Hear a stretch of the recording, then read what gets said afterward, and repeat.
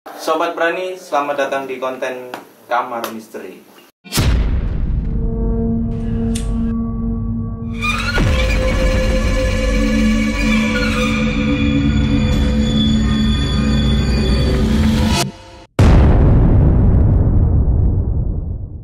Terima kasih teman-teman yang selalu support channel Jangan Takut. Dan di Kamar Misteri kali ini beda dari episode sebelumnya. Jadi di episode ini tetap aku undang bintang tamu yang menurutku itu seru. Jadi ya kalau yang kemarin Mbak V itu kan dia lebih ke praktisinya. Nah kalau yang bintang tamu sekarang ini, beliau ini lebih ke bersinggungan langsung dengan hal itu, dan itu seru banget gitu. Jadi perkenalkan, ada Mas Ucu di sini. Ya, namanya Mas Ucu beneran ya? Iya, panggilan Ucu. Mungkin kalau Instagramnya mau di ini apa nggak usah? Ya boleh, Afrian. Afrian. Jadi kalian bisa follow Mas Ucup. Oke. Mas Ucup, katanya sampean punya pengalaman yang bener-bener bersinggungan langsung dengan mereka gitu. Itu kayak gimana sih ceritanya? Iya, ada sih. Jadi dulu, kira-kira beberapa tahun yang lalu lah ya. Pas waktu itu ceritanya dia pacar saya, tapi yang udah jadi mantan lah. Oke. Jadi singkat ceritanya ketika pas kita habis pulang nge-mall, dia itu memang waktu kita mau keluar dari mall itu dia sempat curhat sedikit tentang masalah keluarganya. Oke. Sempat curhat tentang masalah keluarganya. Terus setelah itu pas di jalan dia tuh kayak orang yang bimbang gitu loh antara mau pulang atau enggak. Tapi cenderung nggak mau pulang. Tapi waktu aku nanya alasannya kenapa, dia jawabnya tuh udah ngelantur, udah yang iya atau enggak lah intinya. Dengan gestur yang tidak biasanya. Oke. Dalam artian kayak jawab itu sambil kayak nangis tapi ada ketawanya gitu Mas Andi. Oke. Ya, jadi kayak jadi kayak sedih tapi kayak ada ketawanya gitu loh. Itu aku udah ngerasa aneh tuh. Kayak nyinyir sedikit sinis gitu ya. Iya, gitu lah intinya. Sampai akhirnya intinya di satu arah perjalanan saya pulang itu ngelewatin salah satu taman di kota Surabaya lah. Oke. Nah akhirnya saya memutuskan untuk ini kayaknya nggak bisa deh kalau langsung pulang, karena nggak mungkin pulang dengan kondisi seperti ini. Maksud saya itu mau berhenti lagi sebentar, kita ngobrol dulu, nenangin suasana biar enak. Pulang itu setidaknya, waktu itu juga masih pacar katanya. Setidaknya itu saya tidak merasa tidak enak dengan keluarganya gitu. Kalau dia kan nanti habis ada masalah apa nih pulang-pulang kayak gini kan gitu. Nah, kalau boleh tahu itu jam berapa ya? Ya jam 8, setengah 9-an lah malam. Oh belum terlalu malam masih. Ya itu masih sore lah ya di situ lah ya. Nah, singgahlah kita di salah satu taman di kota Surabaya tadi kan. Oke. Berhenti di situ, terus dari cara dia turun itu udah nggak kayak biasanya, gesturnya itu udah kayak yang semi genit gitu Mas. Gemulai gitu. Iya, kayak gemulai gitu. Cuman saya masih belum valid nih, maksudnya anak ini kenapa, itu masih belum ngeh lah ini. Cuman sudah merasakan ada yang aneh, itu sudah merasakan. Iya, jadi mungkin ya tipis-tipis lah ya saya kalau maksudnya kalau untuk merasakan gitu tipis-tipis lah ya. Nah terus jalan itu dia tuh jawab pertanyaan saya sambil nanya, karena masih ada rasa nggak asal di hati ini, kok kayak nggak, bukan dia yang biasanya gitu kan, bukan dia yang biasanya. Terus saya tuh mancing dengan beberapa pertanyaan. Dia bisa jawab tapi dengan gestur yang bukan dia menurutku. Dan itu tatapannya kayak gimana waktu itu? Jadi kayak misal nih Mas Andi ini saya ya misalnya, dia tuh kayak jawab itu kayak enggak loh, kayak gini gitu loh, masa tau enggak kok gitu, kayak gini loh. Jadi lebih sering buang muka. Iya benar. Jadi kayak sesekali ngeliat doang terus nunduk lagi gini gitu. Ini saya juga merinding. Iya, merinding banget. terus habis itu akhirnya kita cari tempat duduk lah. Kita cari tempat duduk di taman itu, kita cari tempat duduk, ngobrol tuh kayak masih yang masih ya seperti itu, jawabannya masih seperti itu, sampai saya itu kepikiran satu pertanyaan Mas Andi. Sampai saya itu kepikiran satu pertanyaan yang menurutku itu sebenarnya pertanyaan biasa, tapi itu kegiatan yang tidak banyak orang tahu. Jadi yang tahu itu mungkin ya memang orang-orang dekat saya lah. Saya bilang, intinya saya ikut satu inilah ya, saya ikut satu organisasi atau satu kegiatan lah ya. Saya bilang waktu itu, jadi kamu besok Minggu mau ikut temenin aku latihan nggak? Aku nanya gitu. Dia itu dengan jawab tuh kayak gini, emang aku latihan apa? Kayak gitu. Oke. Itu saya langsung dengan memberanikan diri ini banget. Iya sama aku juga. Itu saya memberanikan diri langsung nge-skak dia lah ya. Enggak, kan juga ada di sopo kan. Nah saya gituin Mas. Itu udah bodo amat ya, maksudnya sama sekali mengesampingkan rasa takut dan lain-lain lah. Karena saya jengkel kayak apa ya, kayak dikerjain sepanjang jalan gitu kan. Dan dia nggak ngaku kan. Ketika saya tanya itu dia nggak bisa jawab, berarti ya saya sangat yakin kalau itu bukan dia, bukan pacar saya waktu itu. Enggak, kok udah ada sopo kan. Langsung aku gituin dengan bahasa Jawa gitu, bahasa Surabayaan gitu. Dan ini scene yang ini nggak dramatis, ini true story, ini benar-benar true story. Scene-nya itu benar-benar kayak scene di film-film. Kan waktu itu mantan saya itu, pacar saya waktu itu rambutnya itu segini lah Mas, rambutnya segini. Dia itu ketika saya tanya seperti itu, dia itu langsung kayak nunduk dek, rambutnya itu turun kayak tergesrut gitu loh. Oke. Langsung gitu. Iya, ketahuannya iya sering. Ya terus. Nah, di saat itu aku tuh masih dengan kondisi yang cukup jengkel. Kok lah bukan ngomong aku tak takoni sopo kok. Kan aku ya pengen karo kowe sambil gini gesturnya itu, sambil gini-gini. Kan aku ya pengen karo kowe. Masa arek iki tok sampai awak begitu. Gitu Mas. Tanpa melihat muka sebenarnya. Enggak, dia benar-benar nunduk dengan rambutnya yang turun gitu tadi. Ini tidak mendramatisir, memang seperti itu kejadiannya. Jadi rambut itu turun serut gitu. Ya dia ngomong kayak gitu. Terus ya saya nanya lah ya, sopo kok misalnya gitu. Dia menyebut nama, tapi saya tidak mau menyebut namanya di sini.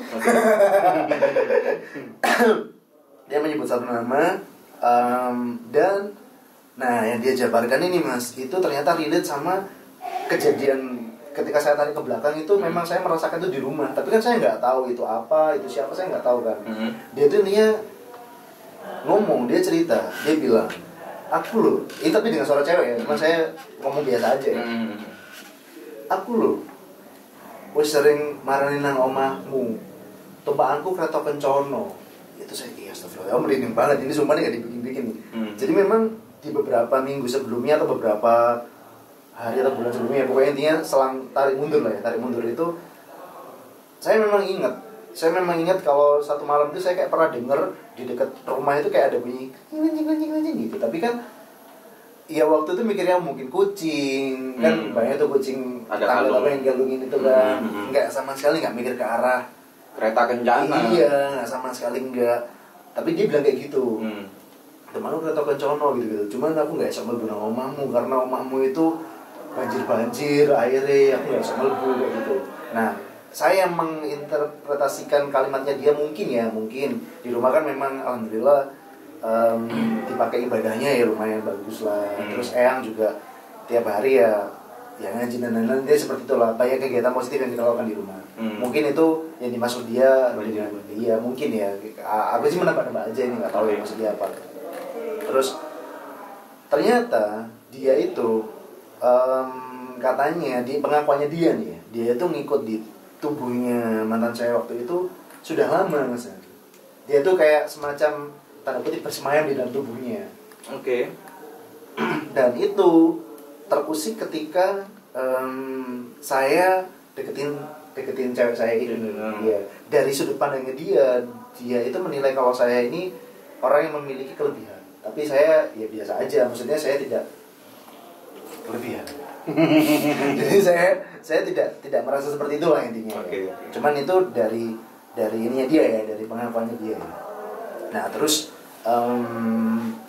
karena itulah dia tertarik sama saya. Lucunya ini sorry ada yang sedikit ya tadi. Lucunya dia tadi itu juga bilang gini ketika dia bilang aku kan yang pengen karo kowe gitu kan. Dia bilang gini Mas Adi, ini sorry ya, tadi ada yang miss ceritanya. Dia bilang gini, sakjane itu aku seneng ngambil sing dampingi awakmu. Tapi sing dampingi awakmu itu sendiri bojo. ini aku mau ketawa itu tapi gimana ini situasinya itu bukan untuk guyon kan? Bukan bercanda. Iya. Terus akhirnya ya itu tadi akhirnya dia tertariknya sama saya. Nah dari situ saya suruh pergi nggak mau mas. Dari situ saya suruh pergi nggak mau terus itu tadi ya mungkin ya karena dari keyakinan aja sih saya mencoba apa yang pernah saya bisa untuk mengusir hal seperti itu. Saya diancam. Kesalahan saya waktu itu adalah mungkin ini salah satu poin ya mungkin bisa ditambahin Mas Andi juga. Seharusnya apapun bentuk ancamannya ketika memang kita meyakini kita punya power yang dibantu juga dengan kekuatan Tuhan pastinya ya. Itu jangan pernah termakan ancamannya lah. Waktu itu saya termakan ancamannya. Jadi ketika saya mau maksa ngeluarin dia mas, dengan apa yang saya bisa ya, saya tahu lah. Dia tuh ngancem dengan nada sedikit berat. Jadi nadanya kayak serius loh. Dia tuh bilang, kowe iso ngapa-ngapa aku saiki. Tapi kalau nek rawan kowe arek iki sing tak apa-apa. Dia ngancem mau gitu. Akhirnya udahlah aku ya udah aku lepas. Maksudnya aku nggak meneruskan apa yang aku lakukan untuk mengusir dia. Sampai akhirnya ya saya boleh, ayo boleh. Saya bilang gitu, mau masih gitulah intinya. Sampai akhirnya benar-benar mau pulang karena aku nggak tahu ya, karena mungkin identitasnya dia udah ketahuan sama saya atau apa. Intinya jalannya dia pun jadi beda. Waktu dari kita datang tadi kan memang udah agak endel-endel gitu mulai. Ini semakin endel. Oh malah semakin endel. Iya, jadi kayak nunjukin ya wis lah aku kepek kayak gitu mungkin kasarannya ya. Nah, pas waktu balik nih kan saya naik motor tuh waktu itu. Waktu baliknya ini juga sebenarnya kejadian lucu tapi karena momennya tidak lucu jadi ya gimana ya waktu naik motor nih Mas. Dia tuh bilang kalau dia nggak bisa naik motor. Tadi kan saya langsung gitu dong. Loh, kowe mau kan munggah. Ya perlu munggah mau. Ra iso kan awakmu misore ulo. Jadi dia itu mungkin bisa dibilang lorong lah. Iya, separuh ular, separuh inilah ya. Iya.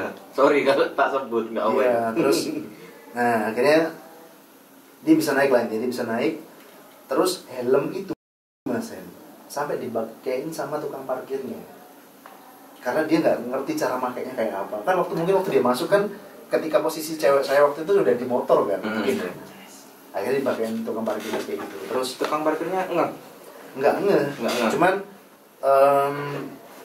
Pak tolong pakein aja saya gitu. Oh sampean yang iya saya udah nggak mau ambil pusing lah.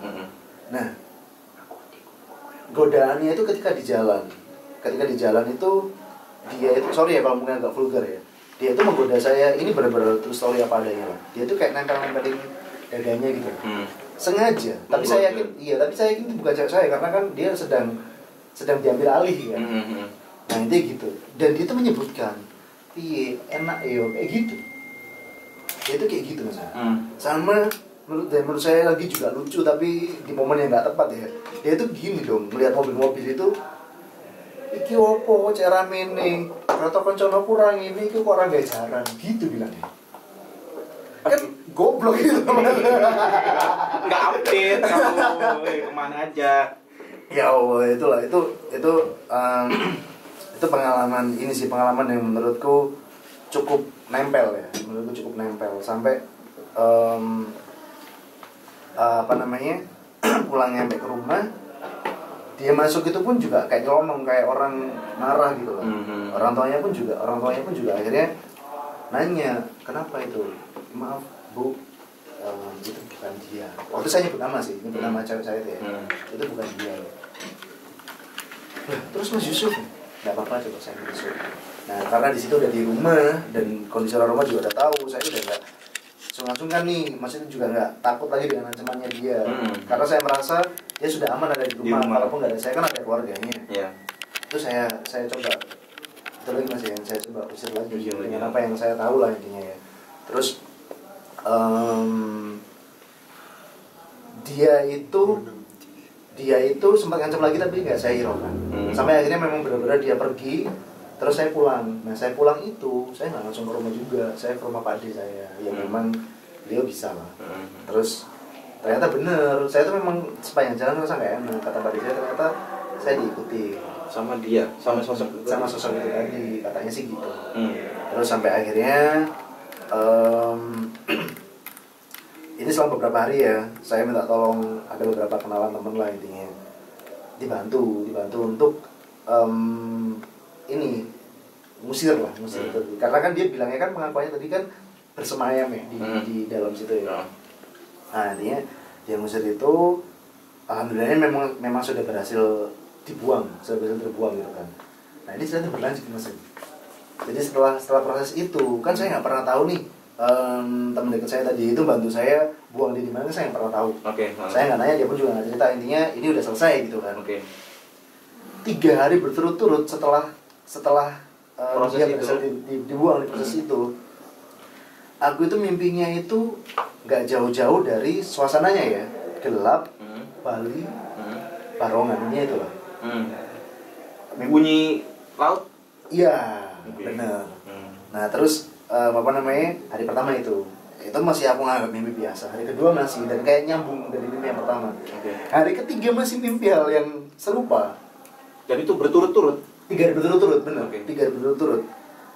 Telepon lah saya ke teman dekat saya tadi itu kan. Terus ya saya ketemuan, ternyata pas waktu dia mau ngebuang kan ditanyain nih, asalmu tuh kondi, maksudnya itu mau dibuang ke asalnya. Tapi dia itu tadi dengan ciri khasnya yang ganjen, nggak mau jawab apa-apa, dibuang lah. Waktu ngebuang itu yang kebayang itu adalah salah satu pantai di Bali ini. Karena itu bukan berarti aku buang di Bali ya, cuman karena sekelewatan kepikirannya aja lah, yang kegambar sama dia. Dia kebuangnya ke arah sana, dan ternyata saya dimimpiin itu ya karena ada hubungan yang sama itu tadi. Berarti kayak minta tolong untuk mungkin ya, atau mencoba kontak atau apa, saya nggak tahu ya.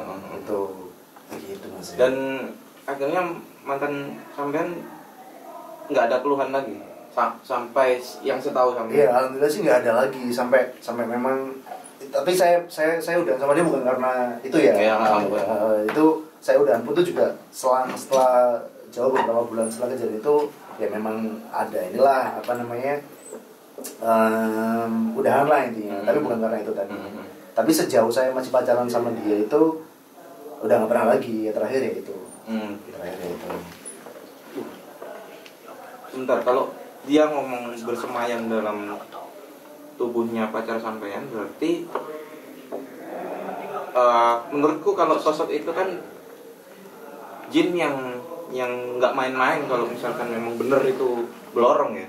Dan yang jadi pertanyaanku sekarang ini malah, siapa pacar sampean ini? Maksudnya ada hubungan apa gitu. Nah itu sih. Tapi mungkin nggak bisa diceritain di sini ya, karena itu rahasia orang, jadi kita nggak bisa cerita lah. Itu sih yang aku penasaran. Keren banget ceritanya. Ya, udah berapa menit ya Mas? 30 menit? 18. Oh 18. Oke, mungkin terima kasih untuk ceritanya. Sama-sama Mas Andi, sama-sama. Kapan-kapan kita cerita-cerita lagi ya, kita siap lagi ya. Siap, dengan senang hati siap. Soalnya aku ngerti Mas Ucem ini masih banyak lagi cerita yang seru-seru itu, aku tahu, cuman next episode. Oke, terima kasih teman-teman. Jangan lupa subscribe, yang belum subscribe, kalian subscribe, support channel ini, dan kalian like, komen. Kalau kalian punya cerita horor atau kalian juga merasakan merinding yang kita berdua tadi rasain, kalian berasa banget ya, energi berasa banget, kuat banget. Dan aku sempat ngeliat sosok yang ada di belakang sini yang nggak tahu, tapi aku nggak mau cerita juga sekarang. Oke, terima kasih. Jangan lupa yaitu tadi subscribe, like, dan komen, di share kalau kalian suka ya. Oke. Dan terima kasih lagi. Bye bye. Thank you.